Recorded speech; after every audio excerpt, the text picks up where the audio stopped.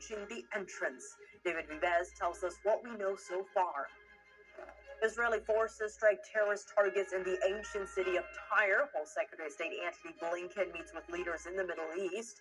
And the Israeli defense minister gives a stern warning to Iran about Israel's upcoming attack. Jason Perry reports. Election day is less than 2 weeks away, and more than 24 million people have already voted. This year, many more of these early ballots are cast by Republicans. Luis Martinez takes a look at those numbers and how former President Trump is seeing increased support from Hispanic voters.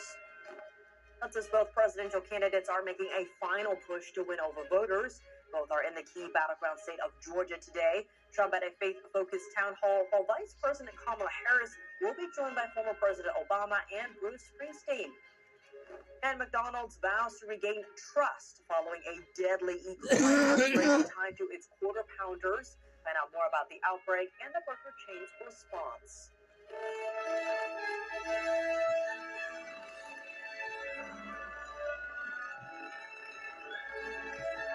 This is NTD Evening News. Live from our global headquarters in New York City, here's Tiffany Meyer. Good evening, and thank you for joining us tonight. The U.S. now confirms that North Korean soldiers are being trained in Russia. What officials are saying about the operation, and is their goal to fight in the Ukraine war? NTD's international correspondent Arian Pasdar has the update. North Korea moved at least 3,000 soldiers into eastern Russia. White House spokesperson John Kirby on Wednesday confirming that North Korea has sent troops to Russia. South Korea accuses the regime of sending their troops to fight Ukraine. The Pentagon has not confirmed that yet.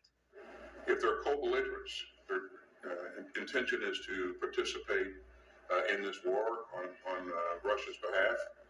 That is a very, very serious issue. He added that such involvement would not only affect Europe, but the Indo-Pacific as well. A South Korean lawmaker said this about North Korea's military. It lacks understanding of modern warfare, such as drone attacks. Therefore, there could be many casualties if they are deployed to the front lines. The president of Finland previously said that this shows how desperate Russia is at the moment. Pose the question to anyone in the world, would you like to have North Korean soldiers fighting on your side? And the answer is probably no. And an update on a $50 billion G7 loan for Ukraine. On Wednesday, President Biden announced the U.S. will contribute $20 billion to that loan. The G7 alliance is using interest earned on Russian assets frozen in the West for the loan. This is unique. Never before has a multilateral coalition frozen the assets of an aggressor country and then harnessed the value of those assets to fund the defense of the aggrieved party. The White House wants 10 of the $20 billion to be military aid. The rest will be economic aid. And also in Russia on Wednesday, the summit of the BRICS coalition continues in the country's Kazan region. Extreme security measures have been put in place in the area. That's as leaders from 15 countries such as China, Iran, and Venezuela attend the summit. Local residents describe the situation. The roads are blocked. Yes. Cafes are closed. No internet connection. That is the main problem. President Vladimir Putin is meeting Venezuela's Nicolas Maduro, the president of the Iranian regime, and others. Chinese leader Xi Jinping, India's Modi, and more are attending as well. The heads of state seek to strengthen ties with each other. U.S. officials previously said they don't see the attendees as geopolitical rivals. Arian Pasdar, NTD News. 5 people were killed and 22 injured in a terrorist attack in Ankara, Turkey. The perpetrators had entered a building of the state-owned aerospace industries. Witnesses reported gunfire and an explosion. NTD's international correspondent David Vives has the details. A deadly attack struck Turkish aerospace industries near Ankara this afternoon. CCTV footage captures scenes of gunmen attempting to enter the building, as well as inside the building. We have 4 martyrs and 14 injured. I condemn this heinous terrorist attack and wish God's mercy to our martyrs. 2 terrorists, one of which was a woman and one of which was a man, was neutralized. 3 victims are in critical condition, according to the Interior Minister. The attack, involving an explosion followed by gunfire, took place around 4 p.m. local time. The cause of the attack and the subsequent gunfire remain unclear. No group has claimed responsibility yet. Prosecutors have launched an investigation according to state-run Anadolu Agency. Some media reports suggest a suicide attack and possible hostages inside the building, though officials have not confirmed this. Turkish Aerospace Industries designs and manufactures civilian and military aircraft, as well as defense and space systems. This includes producing F-16 fighter jets under a license from the U.S. David Duves, NTV News. Israeli forces have begun striking terrorist targets in the ancient city of Tyre in Lebanon. Meanwhile, the Israeli defense minister gives a stern warning to Iran about Israel's upcoming attack. NTD's Jason Perry has the details. On Wednesday, Israel ordered residents to evacuate the ancient city of Tyre in Lebanon before Israeli forces began striking Hezbollah terrorist targets a few hours later. A Lebanese resident said he evacuated just like everyone else. We came back and looked, and our house had collapsed, as you can see. But what we say is that, just like the resistance came, our lives are the most important. We are staying here, and we are steadfast. And on the same day, Israeli forces released video of strikes on buildings in Beirut that were reportedly weapons storage and manufacturing facilities and command centers of the Hezbollah terrorist group. A resident in Beirut said that while people are saying that Lebanon is united, he says it's not united at all. One is following the United States, one is following Saudi Arabia, and one is following Iran. In the end, no one is following Lebanon. People must get used to it. There is war, and Israel is treacherous. We are talking about possible escalation. There will be an escalation. And serious escalation appears to be right around the corner as Israel's defense minister Yoav Gallant spoke to troops about their upcoming attack on Iran. After we attack in Iran, they will understand both in Israel and in other places what your preparation process includes. You have the right to participate in the war on the 7 fronts, and on all these fronts the IDF is present and the Air Force is present. Gaza, Lebanon, Judea and Samaria, Syria, Iraq, Yemen and Iran.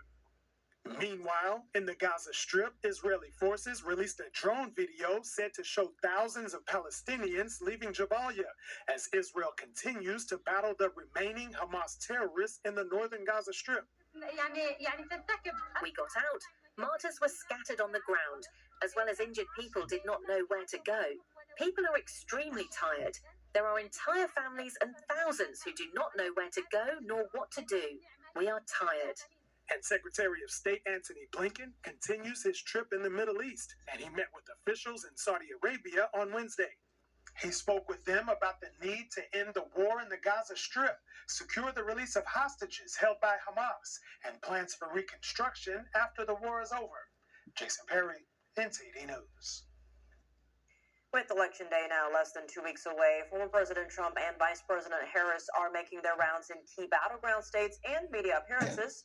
Today, Trump is in Georgia holding 2 campaign events. NTD's Washington correspondent Jack Bradley is at the Gas South Arena where Trump is speaking tonight. Jack, what makes Georgia such a critical swing state? Well, it's one of the biggest swing states with 16 electoral college votes, just a couple behind Pennsylvania there. And remember, back in 2020, Trump lost to Biden here just by 0.2 percentage point. In 2016, he beat Hillary Clinton by a whopping 5 points here. And right now, the audience is really zeroed in on RFK Jr.'s speech as we speak. He's getting a lot of support here. So we can see a lot of anticipation as President Trump is about to take the stage soon. But earlier today, he was in Zebulon, Georgia, which is about an hour south of Atlanta. And he was talking about how the importance of investing in domestic car manufacturing. Take a look. One of the things we're doing is interest deductions on when you borrow money to buy a car, you get a deduction on it. And that's great. But you only get the deduction if it's built in America. The car has to be built in America. Now, Trump also talked about increasing oil production and how that would cancel out a lot of the inflation. And Senator J.D. Vance's running mate was over in Las Vegas reflecting that same idea, talking about the impact of high housing costs in Nevada and across the country, and how high housing costs are one of the main reasons, if not the main reason, according to Vance, that parents are not having children. Take a look. The biggest barrier to people, our young people starting families, having babies, is that they're worried about the cost of housing. So the more that housing is more expensive, the more that young Americans are going to decide to either wait or to not have a family altogether. Vance also talked about, and he's reflecting Trump here, when they say that they're going to drill, baby, drill, increasing domestic oil production, and that will help bring back a lot of jobs and then decrease the inflation. And as well as he said that they're going to cut the red tape to ensure more home building. So increasing oil production will make it easier to build homes, and then cutting government regulations, as well as turning acres of unused federal land in Nevada into zone for homes to build homes on. Now, Trump will be speaking here very quickly in about at 7 p.m. Eastern, right here in Duluth, Georgia. Back to you. Jack, thank you for that update. On the Democratic side, the Harris-Walz campaign has noticeably picked up the pace with rallies and interviews. Many events have been getting a boost from special guests, including former presidents and rock stars. NTD's Jason Blair has the latest from the Harris campaign. The Harris-Walz team has been working to reel in as many undecided voters as they can in key swing states, as well as get their core supporters energized to show up at the polls.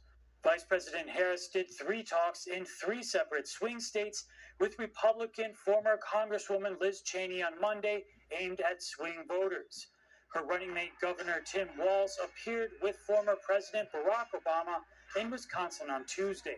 And on Wednesday, Walz is recording multiple TV interviews for stations in North Carolina, Georgia, and Pennsylvania.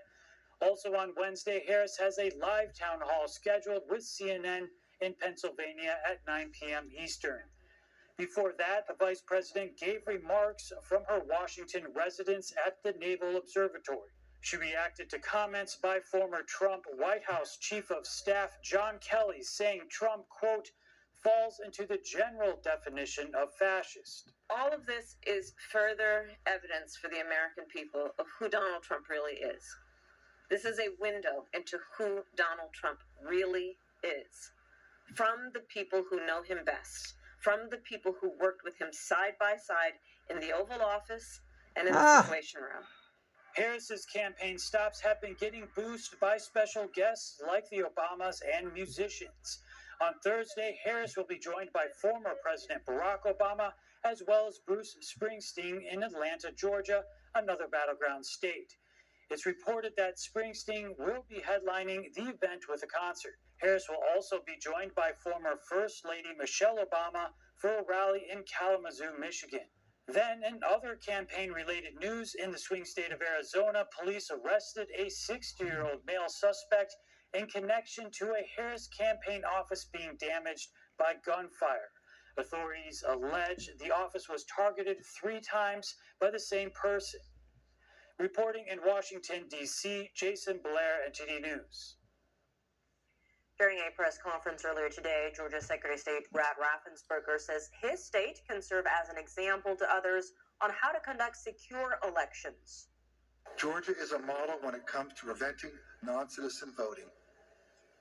We have front-end citizenship verification, where citizenship is verified through Department of Driver Services or the online voter registration portal. In addition, Georgia is a 100% Real ID compliant state. We conduct continuous list maintenance and require photo ID for all forms of voting. Elections are an ever-changing process, and as more technology becomes available, Georgia election security should grow with it. List maintenance is not a one-time thing. Georgia officials say there's no proof of non-citizens voting in their state and that it's too high a risk to even attempt. They say if a legal resident is on the path to citizenship and tries to register to vote, they will never become a citizen. Many Americans